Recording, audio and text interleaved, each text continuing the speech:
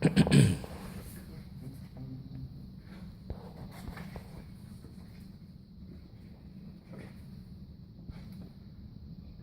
someone speaks of nuclear power and green energy together, you might be inclined to think about those little green glowing rods at the beginning of the Simpsons episode. But when I talk about green energy, I'm talking about renewable and sustainable energy sources like solar, wind, geothermal, and biofuels.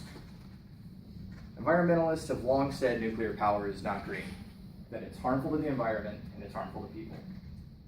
With disasters at 3 Mile Island, Chernobyl, and recently Fukushima, I can understand why people are wary of nuclear power. According to the U.S. Energy Information Association, in 2015, the United States generated about 4 trillion kilowatts of electricity. Now, 67% of this comes from fossil fuels like coal, natural gas, and fuel, or petroleum, I should say. 7% comes from clean, green sources like solar and wind. Now, with 7% versus 67%, it seems like it's going to be a long time before we're actually able to close the gap between the two and eliminate fossil fuels. However, 20% is from nuclear power. Now, even though environmentalists say nuclear power is not a green energy source, there is a new generation of nuclear scientists and engineers who are innovating the way we approach nuclear power. One of these innovations is the molten salt reactor. Now, what is the molten salt reactor? According to the World Nuclear Association, molten salt reactors are nuclear reactors that use molten fluoride salt as the primary coolant. These fuels are then dissolved into these salts and processed in a liquid state. Now, what separates these coolants from what we currently use now is their ability to be used at higher temperatures and lower pressures. And what this means to the reactors is that they can be built smaller with less complicated parts. Now, smaller, cheaper, and safer is what these are. And here's the kicker. They run on nuclear waste. Nuclear waste is always going to be the sticking point when it comes to any pros and cons discussion about nuclear power. Most people want to know these things about nuclear power and waste. Where is it stored? How long is it dangerous? And how much waste is there? For where it's stored in the United States currently, it's either at the facility or nearby. For how long is it dangerous? We're talking geologically long timescales. Hundreds of thousands of years to millions of years. Now, for how much there is, we're going to turn to Michael Schellenberger's TED Talk, and he has this to say. If you take all the nuclear waste we've ever made in the United States, put it on a football field, and stacked it up, it would only be about 20 feet high. Which doesn't sound like a whole lot, but for being that dangerous for that long, it is a concern. Now, the fact that these molten salt reactors actually use this nuclear waste as a fuel is very innovative, and it shows like how investments throughout the years have been paying off. Current reactors use about 4% of the energy locked within the uranium. That is not very efficient. In the molten salt reactors, they are able to utilize a lot more. According to nuclear scientist Leslie Dewan, she actually helps design and build these. She states this about them.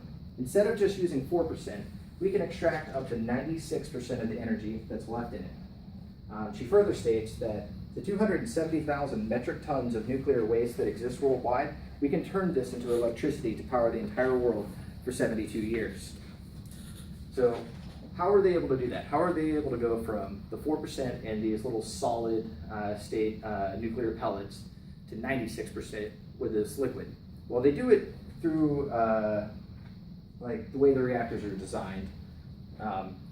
Like with nuclear pellets used in today's solid state reactors, they're little uranium pellets about like this. They're actually smaller than a shotgun shell, and they're good for several years before they need to be replaced. And they're very wasteful. With molten salt reactors, they actually sit inside the reactor for decades and simmer. It's kind of like a nuclear crock pot, like if you want to imagine. And one of the coolest things that they do with this waste is over the decades, they actually simmer down this uranium, and What's left over after this process is nuclear waste that is only dangerous for several hundred years. Now remember earlier I was talking about nuclear waste at a geological timescale.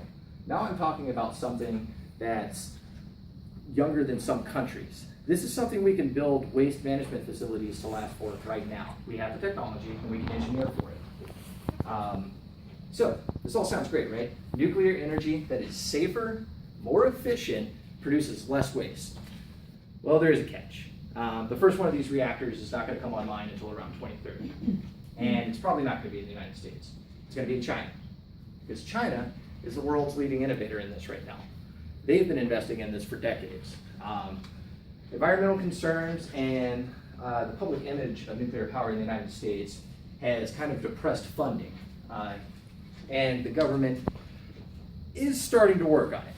In 2014, December 10th, 2014 to be exact, the Department of Energy issued the $12.5 billion Advanced Nuclear Energy Loan Guarantee Solicitation. Great government title right there. But what this does is it'll provide loan guarantees to support the construction of innovative nuclear energy and front-end nuclear projects in the U.S. that reduce, avoid, or sequester greenhouse gas emissions.